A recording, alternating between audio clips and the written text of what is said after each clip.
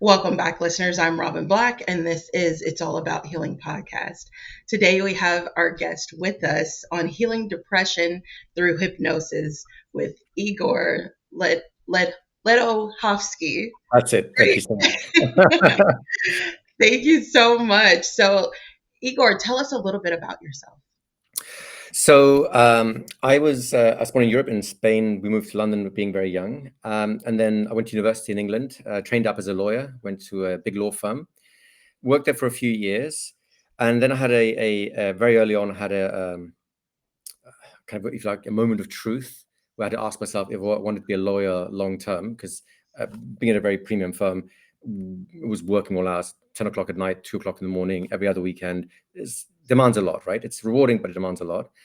And I had to ask myself, was I aiming at the right goal? This partnership at a law firm really what I wanted? And after some deep soul searching, I realized that no, it was not. And nothing against the law firm, nothing against the profession. It's a wonderful profession. I'm very grateful for that part of my career. But it just wasn't the right fit for me long term. So at the time, I was already doing some hypnosis training for personal interest. And by the time I figured out how to make hypnosis and hypnotherapy a proper career, that's the day I wrote up my resignation letter, handed it in, worked out my notice, and the rest is history. And how did you realize, what Sure. excited you about hypnosis? I think there are two big factors involved, right? The first factor was personal in the sense that I wasn't very happy in myself. I had some troubles in childhood, I think most people do, right? And at university, that actually alleviated a lot because there's a much more social atmosphere, and I got out of my shell much more, and that was wonderful. But in the law firm, I started feeling myself being drawn back to this more insular, protective self, if you will, because I wasn't having any meaningful interactions outside of work, right? So there was already a bit of a red flag going on there. But the thing that really tipped the scales for me was one day the office rumor mill was talking about a partner who he was caught sleeping under his desk because his wife kicked him out. Long story short, he had an affair with someone in HR that led to divorce and so on. And he's a really nice guy. I have nothing ill to say of the man. One of the people, in fact, that I admired on my own career path. And then that led me to real deep soul searching, thinking like, look, this guy has everything I want. I'm aiming for partnership. He's got the wealth that comes with it. He's got the toys that come with it. He's got the respect that comes with it. He's got the knowledge that comes with it, the sense of, competency. He's a wonderful lawyer, right? Mm-hmm. But then I look at his life and I ask myself, would I trade places with him? The stark answer was no. I didn't want his life, right? Despite the success, despite the money, despite the accolades, he was in the press quite often because of the high-profile cases he was on, and still, I didn't want it. So then I had to ask myself, well, what am I doing here? Why am I working so hard to be a partner when the partners I'm looking at don't have the kind of life I want? In fact, if anything, I can see myself becoming more insular, more insulated, more my worst self, shall we say, because when I focus working just on the law, I'm not really focusing on develop myself as a human being, shall we say. And all that, there's a very sort of confusing time with lots of thoughts going through, but the upshot of it all was I need a different path. And that's when I started looking for hypnosis as a viable alternative to what I was trained for. Right. And then I like when you said you didn't have meaningful interactions after work. Is that more so when you were experiencing depression yourself? Yeah. So look, I'd say I was mildly depressed as a teenager, partly hormones, I'm guessing, partly home scenario not being ideal, right? Not the worst, but definitely not ideal. And that alleviated quite a bit at university because it was a fun, engaging environment, lots of things to learn, lots of interesting people to meet. The people you don't like, unlike school, you don't have to hang out with them, right? You have many more choices than in school, right? So that was a renaissance for me. That was a wonderful time. But then going back to law, I found things were starting to go back in reverse because I'm spending the time with the same people because we're working together. I'm spending long hours with them. Again, nothing wrong with the wonderful people, right? But I'm losing touch with all my friends outside of work. I'm not building any new friends outside of work. I'm not having any interesting experiences outside of work. When I'm flying off to do whatever it is, you see the inside of a hotel room, and then it doesn't matter what exotic location you are, it's still a hotel room. I mean, you could be Right. anywhere, right? And so, yeah, I'd say maybe a kind of a low-level depression formed more in the sense of I was getting an increasing inner tension that where my life was heading wasn't right. And I guess that was kind of the best description of the emotional internal atmosphere building up. And yeah, I guess you could call that mild depression at that point, right? It wasn't like I'm giving up on life level of Right. depression, but it was definitely there's something very wrong with where things are going, and I don't quite know how to fix it yet. Right. So what that internal compass saying there's something wrong, I don't know quite how to fix it. Yeah. But how did you move forward with that exact thought? Well, this is where hypnosis really came in because to give you a contrast. Monday morning, I'm waking up to go to the office, right? And the way I motivate myself to get out of bed is, don't worry, in 5 days the weekend will come, and then you'll be free, right? Yeah. And then so the first realization was wishing 5/7 of your life away is not a good place to be, right? Right. Yes. Then the second thing came because I enrolled in hypnosis training initially. Well, for two reasons. One, I'd been doing some hypnosis at university as well, which I really enjoyed. It was an interesting self-development tool, shall we say? So I was Mhm. interested in doing that. But really, if I'm honest with myself, the strongest driver for me signing up for a hypnosis school at the time was it was something so far removed from law that it was just Mhm. a breath of fresh air. It was something different. I met people who were nothing like the lawyers I was meeting, right? I was learning stuff that was nothing to do with the law. And so it was very interesting stuff. It was about the mind, how you feel, how you relate to the world. All these things were built into in therapy, of course. But for me, the most telling fact was this. I had to fight to motivate myself, just get out of bed to go to work. But Mhm. I bounce out of bed on mornings that my hypnosis training was on. As an example, it was a friend's 25th birthday party, I believe it was. So it's a big event at his parents' house. Everyone went over. We all had a great time. Everyone got drunk, crashed out in his living room. It's a big mass pile of bodies everywhere. It was a really fun evening, right? We were up until about 3 in the morning, 4 in the morning, something like that. Now that day, I got up at 6 a.m. to go across London. It took me 2 hours to get to the other side of London to go to my school. I didn't even bat an eyelid. I didn't have to motivate myself. I was literally, oh, it's 6 o'clock. I've got to go. Right. Mhm. So there I am, half hungover, exhausted, and just so happy to be in this room. To me, that was a massive sign in the sky saying, you might want to consider a different path. Right. I like that. So you would say hypnosis has a lot to do with psychology as well. Is that correct? Of course, how can it not? I mean, we're still dealing. We're only all we're doing is we're dealing with the human mind, right? Mhm. And there's many ways of slicing up how we look at this. Spirituality is one approach, psychology is another approach, hypnosis is another one. And so all these pies are going to have concurrent themes, right? Mhm. Psychology will have discovered some things that fill in gaps in spirituality, and vice versa. Spirituality will have some things which fill in the gaps that psychology hasn't touched on yet, right? Right. In fact, one of the hottest trends right now in psychology come directly from spiritual practices like Buddhism. Like the whole mindfulness movement Mhm.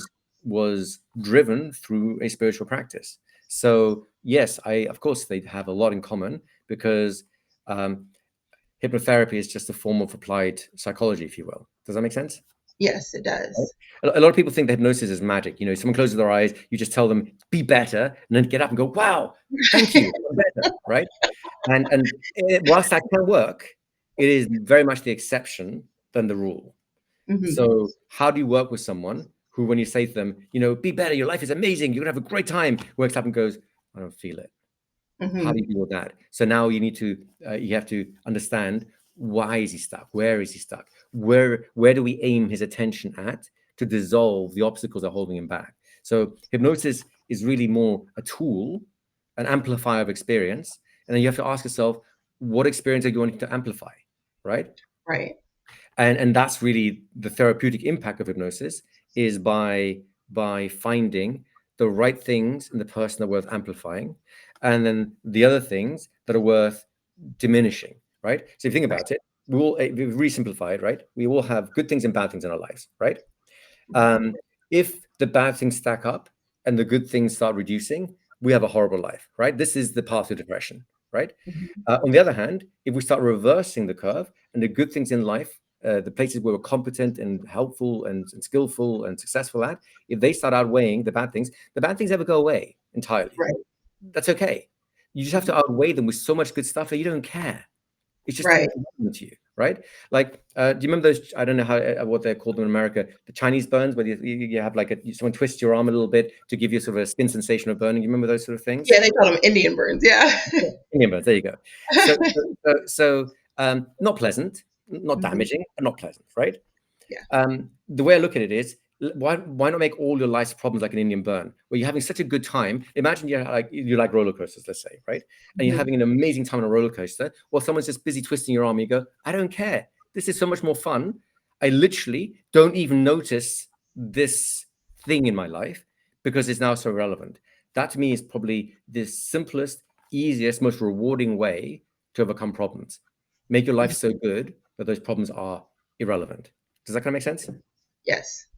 And then, so I know earlier you said a lot of us are wishing 5/7 of our life away. Like, I certainly did. yes, and a lot of us do that. Yeah. So, what are your suggestions there that you tell your clients when they're in that state of mind?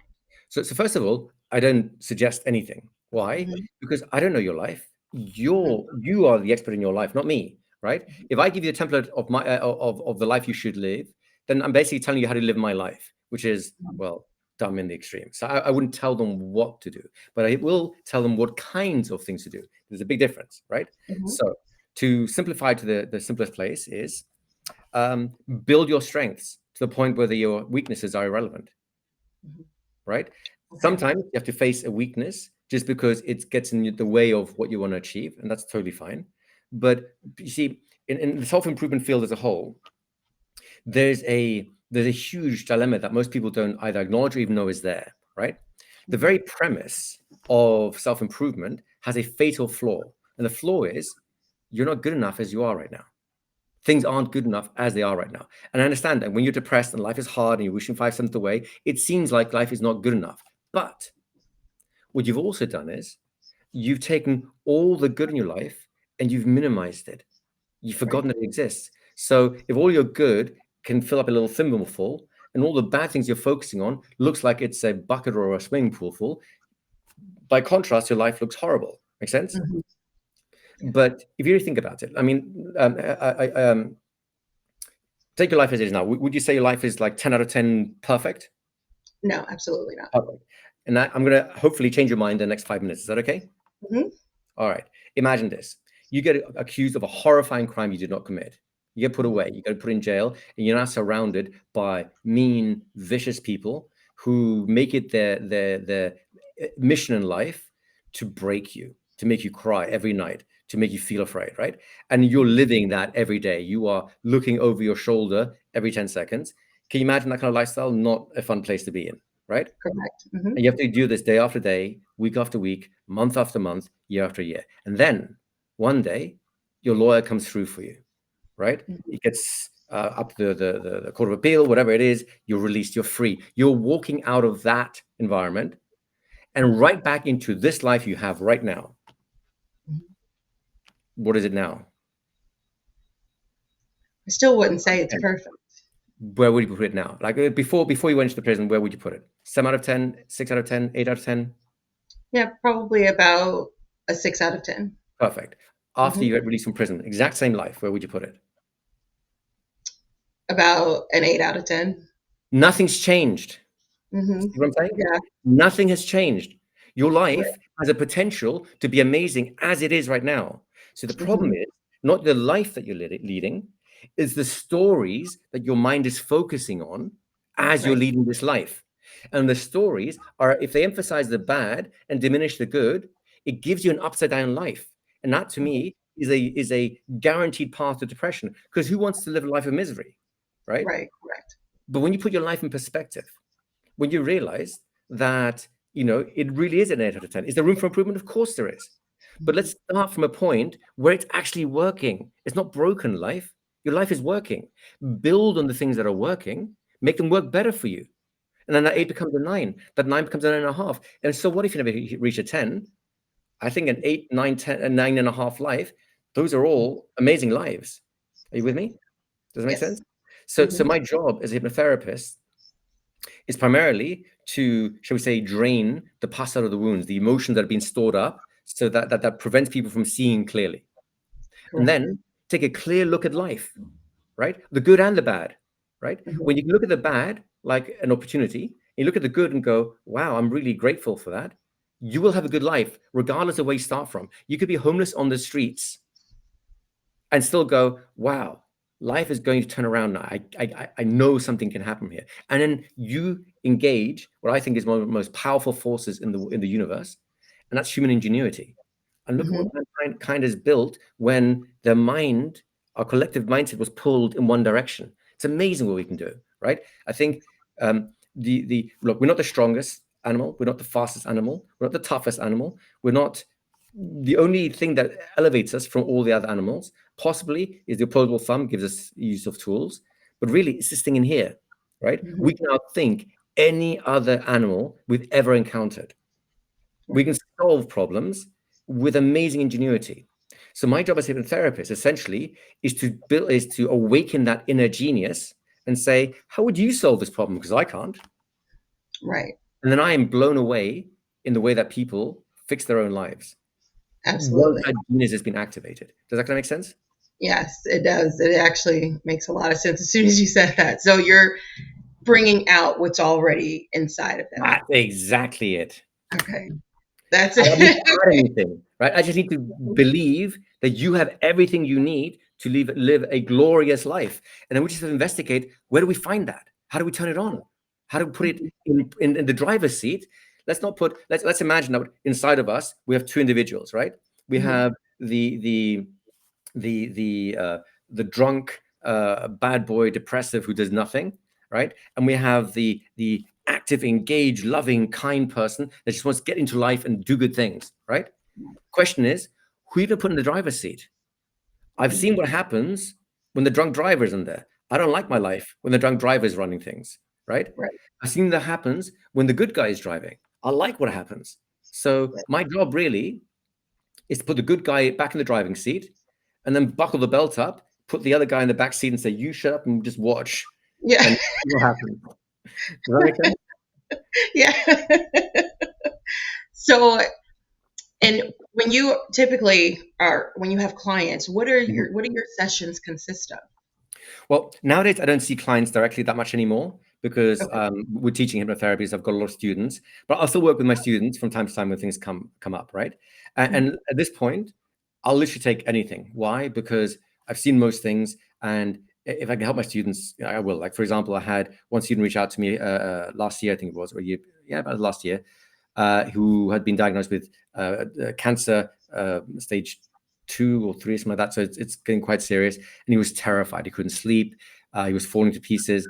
And so we spent 3 or 4 sessions, primarily focusing on his state of mind, so he could refocus on beating the illness. And then at the end, we did a little bit of hypnotic healing to kind of accentuate his body's ability to recover. And he did. I'm very happy to say he bounced back at a good recovery, and he survived. That was wonderful to hear, right? Yeah. I worked with other students. Another one of my students was recently very depressed to the point he was suicidal. Turns out that was actually medical issues, and it's an important distinction to make. You have to leave room for medical investigation because sometimes it's just biochemistry that's off. In his case, that was the case, right? So he was getting those tests done. He was actually doing the right medical treatments, and then I helped him stabilize his mind long enough for the medical treatments to kick in. So he went from seriously depressed to the point of being suicidal to just really unhappy and tired and drained with life. But at least that's a step forward, right? Right. Then he started taking testosterone therapy and a couple of other things that are going on. So he started feeling better physically. And we took that extra leap to the next place where within, I think, by the 3rd session, he was like a dynamo. He was excited. He was energized. He was full of life again. We did a 4th session just to make sure that it wasn't a fluke. And of course, he still has to be, he's still in the medical system. He's got to they still have to find the actual cause of why he had such low testosterone, why his biochemistry was so far off. That hasn't completed yet, but he's now full of energy again. He's running his company. His company was basically on a downward spiral because he couldn't focus on it. Now it's going back up. It's about to, I think personally, it'll be $1 billion company because the stuff he's doing is amazing, right? Right. So it's a really very wide variety of things I'll work with, because ultimately, I know I don't have to solve the problem. It's not up to me to solve it, Yeah. right? I don't have to be the super genius who knows how to live life. All I have to know how to do is how do I activate your inner genius and take Right. your drunk driver and lock him in the back of the car so that the right part of you is driving the bus. And Right. then I just sit back and watch the gloriousness of it all take place, right? Yeah. I like that. So, because I know a lot of us, we lead with fear, like we Yes, internalize nothing but yes, that implemented fear, and yes, I feel that a lot of it has to do with boundaries as well. yes, It's like when we're flexible in those boundaries, it's typically because of fear, yes. and trying to put that fear in the back seat. How do we go about that? Do we amplify the good in our lives and just kind of be like a repetitive, or So, how so do I we think do that? I think for every person it'll be a little different. There's lots of techniques, if you will, but I think what's more important than technique is principle, right? Mhm. Now let's look at the idea of fear. Before we address before we remove fear, we actually find out what's fear for, right? Because fear is actually a valuable thing. All emotions, good or bad, as we would call them, are Mhm. actually valuable. They're giving you information. In order for your limbic system, the mammalian part of your brain that does the emotions, to have an emotion, I don't know if you know this, but other than sense of smell, your limbic system has no direct contact with the outside world. So it Mhm. only has the stories you tell it, right? Right. So that for fear to arise, you have a story of something dangerous is happening. That's it, right? I lose my job. That's dangerous. I'll get mugged. That's dangerous. I'll get a Right. disease. That's dangerous. These are all dangers, and fear is designed to get you to predict a danger so you can avoid it before it happens. Are you with me? Correct. Yes. Some dangers are worth paying attention to, right? You're Mhm. walking down the road with your shopping, and a friendly man says, "Let me help you with that." And you get this creepy feeling. You go, "Oh, I don't know about this," right?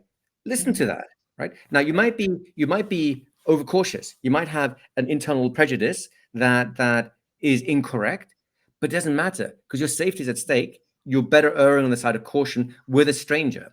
Now that's different than, let's say, working with a colleague at work where there's a lot more vetting going on and so on. Do you see what I'm trying to say here? Mhm. So where the risk is the highest, listening to fear is important. Having Right. said that, with that little slice of life put to one side, that's a very different kind of fear, right? Pretty much every other fear, the golden rule is ignore it. Just do it anyways, right? Yeah. My best work, my best discoveries, my best successes have come from doing things that initially made me sweat bullets with fear. Like, can I do this? That's Yeah. outrageous. Am I even? Oh, I don't know if I can do that, right?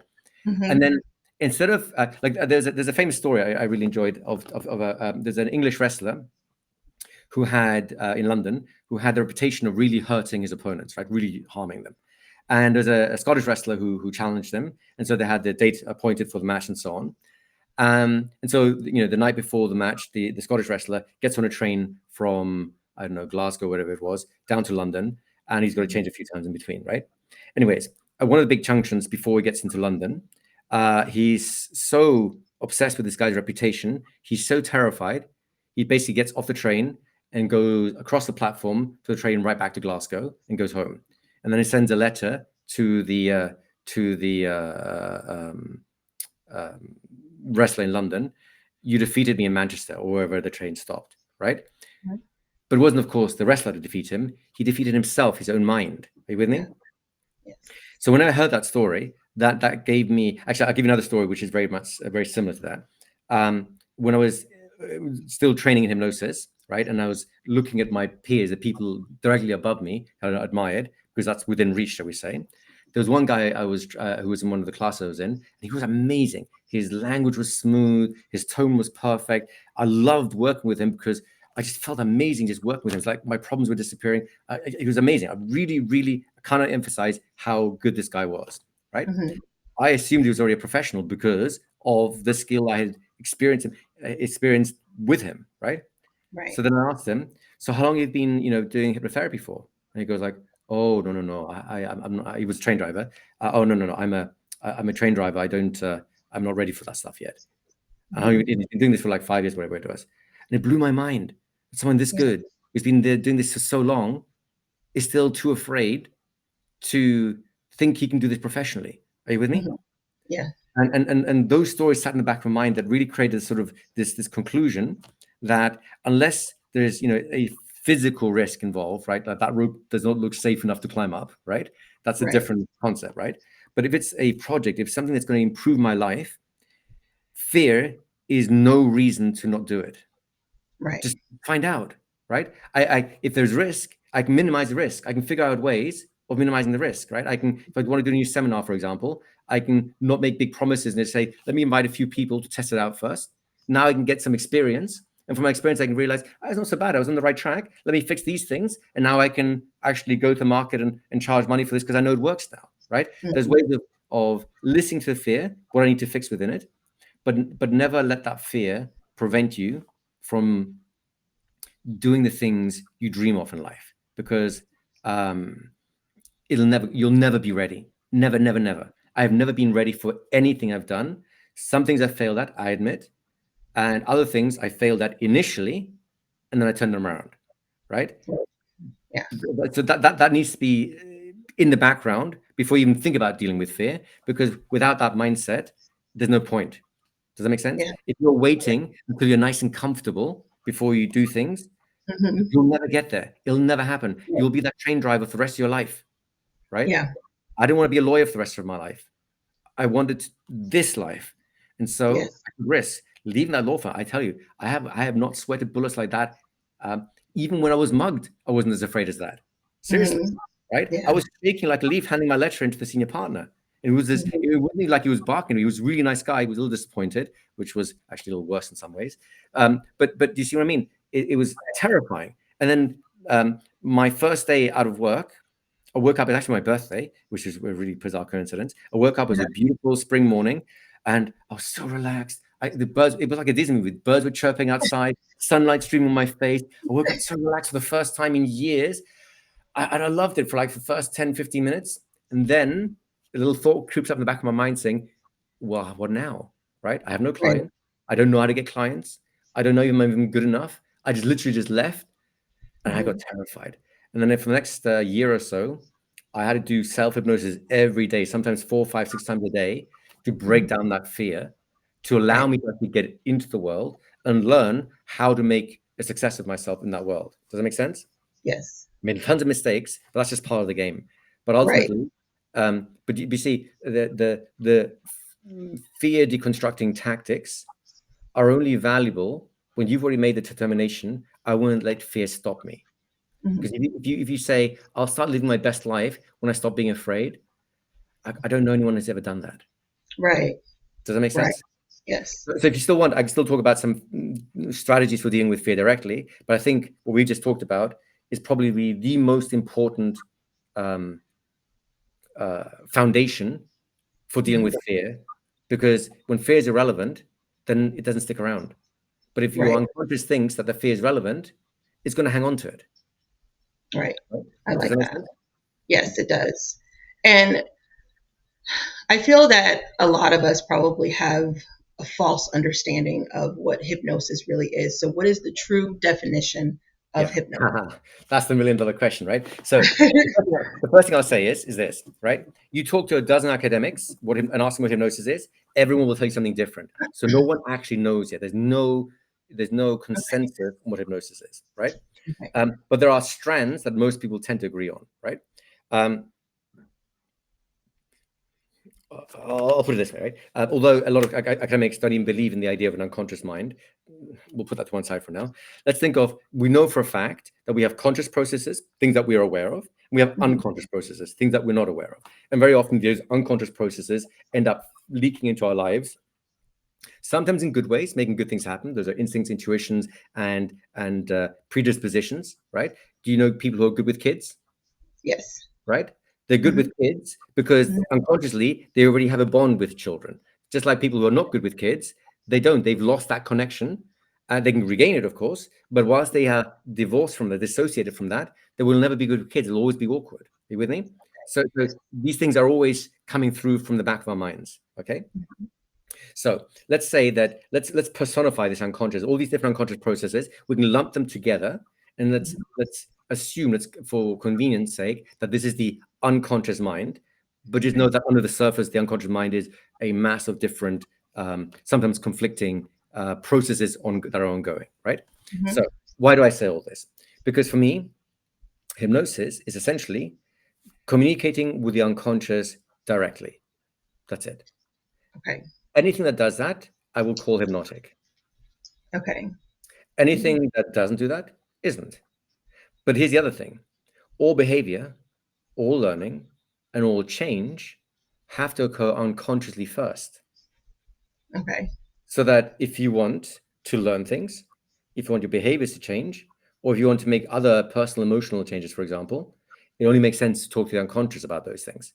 So as soon as you're engaging in some kind of interaction with your own unconscious or someone else's unconscious, I would say you're doing hypnosis. Whether that's eyes wide open and rational part of your brain's engaged, or eyes shut and you're lost in this deep mystical vision, ultimately, the results are the same and the mechanisms are the same. And I would call that hypnosis. Make sense? Yes. Okay. I like that though, communicating with the unconscious. Yeah. Like No, I didn't say controlling, commanding, right? It's command. Oh, I thought you said communicating. So commanding. communicating. So yeah, I'm saying, because a lot of people think about hypnosis as being something about control and commanding and forcing people to do things. Mhm. That's not the case, right? Okay. What you're doing is, that's why in hypnosis, they used to be called hypnotic commands. Now they're called hypnotic suggestions. We're just making suggestions, right? Mhm. And if you make the right set of suggestions, the unconscious will cherry pick and go, oh, I like this one, I like this one, I like this one. I'll put these together. Now I'll run with this, right? Right. So my job is to make suggestions that the unconscious can resonate with. And then in doing so, that resonation is what puts the drunk driver in the back seat and puts the good driver in the front seat again. And as soon as that happens, my job is to get out of the way and let it happen. Let their life unfold now that the right person is driving the bus. I like that. I like that. But excuse me, to a certain degree, each person who even, decides, hey, I kind of want to enter into this, they have to Yeah. actually be open Yeah. to it. Yeah. They But can't just say, it gets complicated because, of course, there's all kinds of different personalities. There's people out there just waiting for someone to tell them what to do, right? If you yes, look at, like, if you look at the Milgram, are you familiar with the Stanley Milgram experiments, the ones where no, they gave fake electric shock? Okay, so this is an important trial, right? So back in the 50s, psychologists were puzzling themselves, asking themselves, how could good, decent people in Germany have fallen to such dark acts as the Holocaust, right? It doesn't make any sense. So they came up with a series of ingenious experiments, and this one was a particularly twisted one. And by the way, after this experiment, they had to revise the entire code of ethics for psychology because of this experiment, right? okay, So what he did was this. He had a actor sit in this very sophisticated looking room with lots of electrodes attached to him. And then they brought in a regular member of the public and they said, look, we're doing some research into learning and how punishment and reward systems work with learning, right? What I need you to do is ask him, there's a list of questions, ask him the question. When he gets the question right, he's good. If he gets the question wrong, we're testing on our punishment. You've got to give him a little electric jolt. You push this button, he gets a little electric jolt, and then you turn the volume up so that every time he gets a question wrong, the jolt gets worse and worse and worse, thereby motivating him more to get the questions right. At least that was the setup, right? In wow, reality, the person in the chair was an actor. There's no electrodes attached to him. He just had a little flashing light that tells him what the level's at, and he would act out a level of pain that was commensurate with the amount of shock he was supposed to be getting, right? So it's all an act. The test subject was actually the member of the public pushing the button. The question is, will they give someone either a lethal or severely would they be willing to torture someone or murder someone with electric shocks just because they were told by a man in a lab coat to do so? Guess what? A shocking amount of did it. In fact, some of them were so conflicted, they were literally in tears and trembling whilst they were giving someone what they thought was a potentially lethal shock. And this is a normal, everyday person. Yeah. The construct that they'd created was so binding that it was horrendous. And of course, you can see now why they had to revise the code of ethics for psychology experiments from something like this, right? Now, why do I bring this up? Because people will respond to authority or authoritative context in lots of and almost give themselves up to it, shall we say, right? Mm-hmm. And people think that hypnosis is the reason why people can create all kinds of weird things, and it's not. This is already built into us as human beings. You don't need a hypnotic context to make that happen. The Right. conditions are separate. Can you make those things happen with hypnosis? Of course you can. Can you make it? Can you create conditions where it seems as though you're controlling someone? Yes, you can. But the thing to bear in mind is these are people whose flaws you're already exploiting. The flaws are present in the person, is not in the tool. You don't even need that tool to create a dark manipulation, if you will. Does that make Right. sense? Yes. And the reason this is important is because hypnosis is a powerful tool, Mm-hmm. and it can be used for ill, but it's not because the tool itself is dangerous. It's because, well, people can be dangerous, right? It doesn't Yeah. matter if it's a psychologist. It doesn't matter if it's a hypnotist. It doesn't matter if it's a policeman, right? Any one of them can put you into a context in which you will compromise your ethics Yeah. under the right level of pressure. And it's not the hypnosis that's doing it.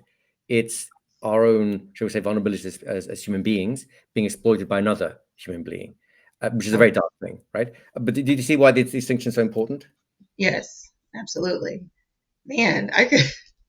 You're just like a wealth of knowledge. It's just amazing listening to you Thank speak you. about Thank this. you. I could listen for hours. Okay. Wow. So, and with the training academy, Yeah. that's where a lot of this knowledge came from, or is this just what So you've the been Hypnosis Training Academy is my like I spent I've been doing this now full time for 23 years now, I think. And Mm-hmm. before that, I mean, I did my very first hypnosis course in 1992, 3, something like that, right? So Wow. this is Okay. going back a long, long time, right? Um, and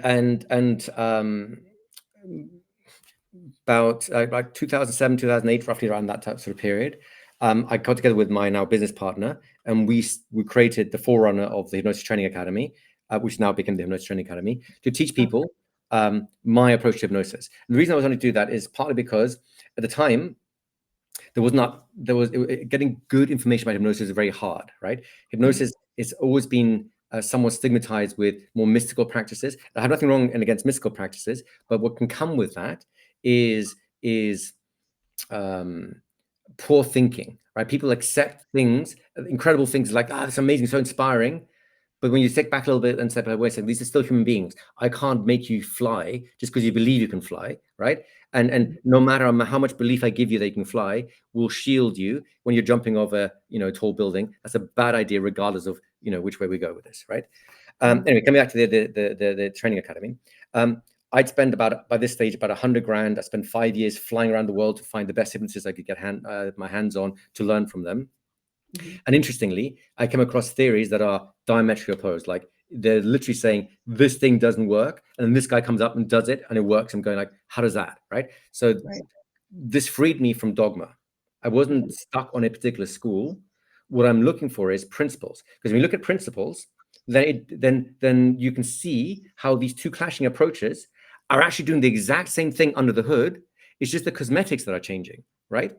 Right. Um, and that's what I wanted the Hypnosis Training Academy to be about. A place where you can make these skills simple, they're fun to learn, they're really, really fun to learn, in an engaging environment with other like-minded people, and fundamentally, with focus on the principles that make this stuff work. My biggest joy in life is when I watch my students go out there and create a style of hypnosis all of their own I've never seen before. It's Mhm. wonderful, right? Like one of my students is a firearms instructor up in Arizona, and he uses hypnosis to get people to shoot one hole groups, like put all the bullets to the same hole Mhm. within an hour of first touching a handgun. Right. It's amazing, right? I would Mhm. never even thought of that being possible, yet he's Right. doing it, right? So I am excited when I see my students graduate beyond the techniques I'm teaching them, because the techniques are only there to illustrate a principle. Once you internalize the principle, you can let go of the vehicle, which is the technique, and then you are free to invent your own technique.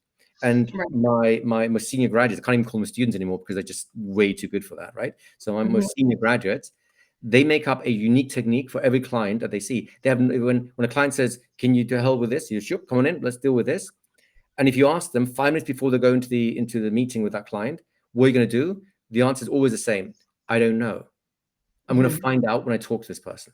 Because one of the ways we train people to do this in, and the reason for this is because it's so nerve-wracking seeing a client and wanting to help them, but I have no idea how to help them, right? So Right. we train people in a particular way where you basically to have a chat with them ahead of time using conversation hypnosis that then starts dropping sort of unconscious moments you can pick up on.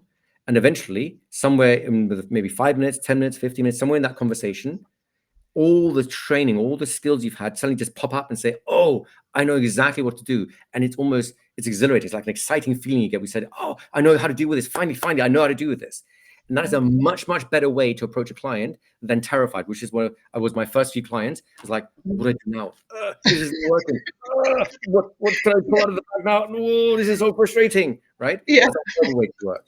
Right? I just did my best technique and it failed flat out. What the hell do I do now? Right? It is a Yeah. phenomenally frustrating place to be, but that's because I was trapped by technique.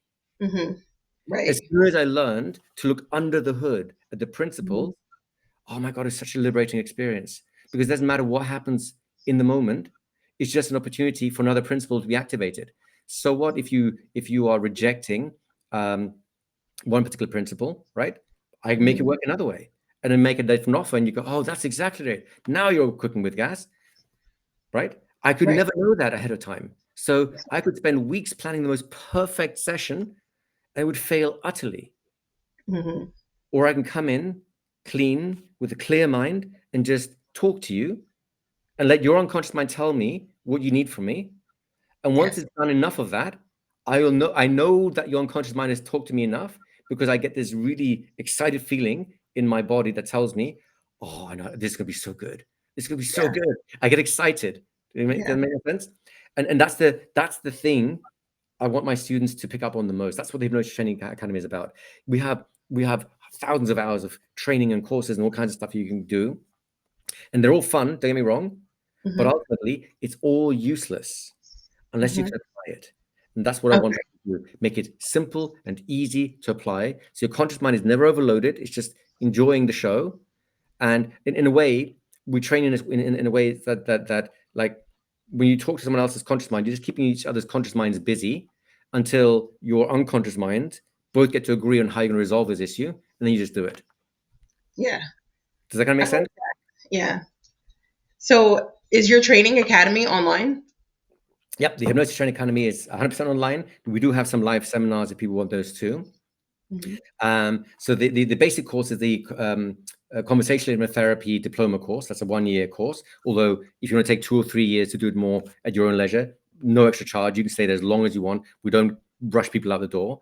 And the beauty of that is it gives you everything that I was missing when I started. I was hiding it. One of the hardest things to find when you're starting off is people to train with. So we now have all the students meet up together on Zoom. The instructors are there to answer any questions you have, put you in a practice room with other students, get to know each other. Then we have other more informal sessions where you can meet up with your other students and practice the materials with each other, right? Mhm. Because you can't get good without practice. And as soon as we manage to figure out how to put the practice online, conversation hypnosis lends itself for online work because it's conversational. I don't have to physically touch you to make things work, right? Like an instant induction does not work over the internet because I can't just go sleep, right? It just Right. Yeah. doesn't work there, right? Uh-huh. Um, so it creates a really fun, welcoming environment where you can just enjoy the practice. And then the practice gets twofold. On the one side, you're practicing the techniques to kind of get used to it, the language and flow and so on. But because you're going back and forth, bit by bit, you let go of your own baggage, right?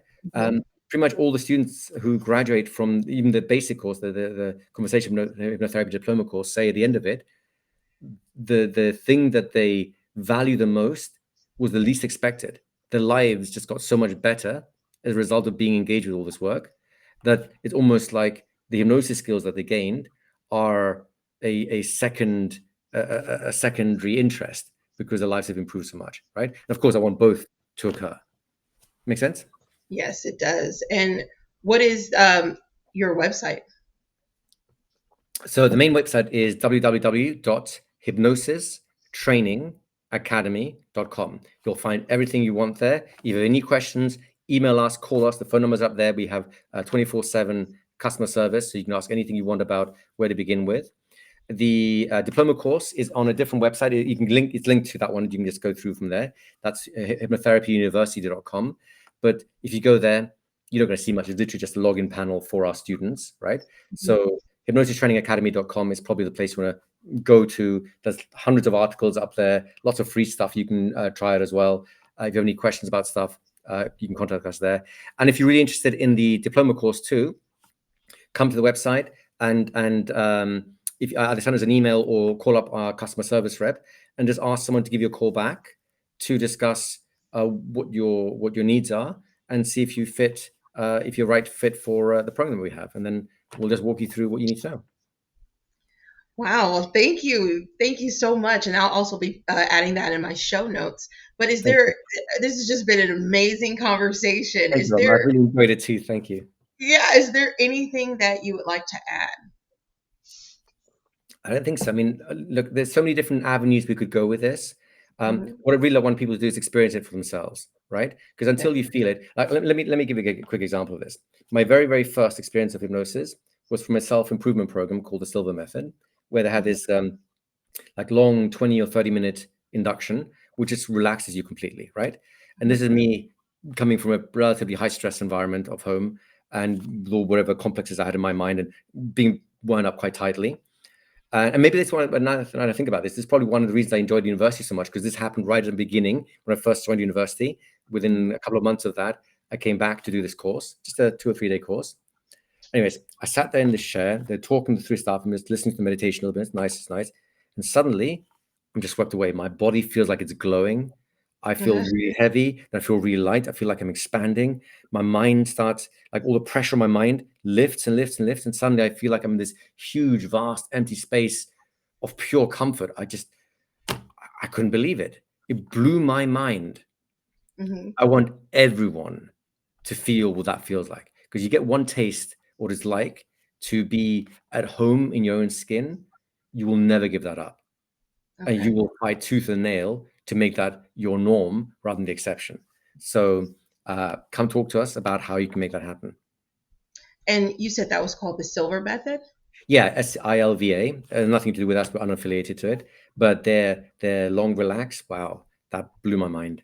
And that's when I first developed my love for hypnosis. I thought, if I have this within my first day of my first seminar, and this is what I'm capable of when I'm a complete idiot at everything I'm doing, wow, what potential is there? Right.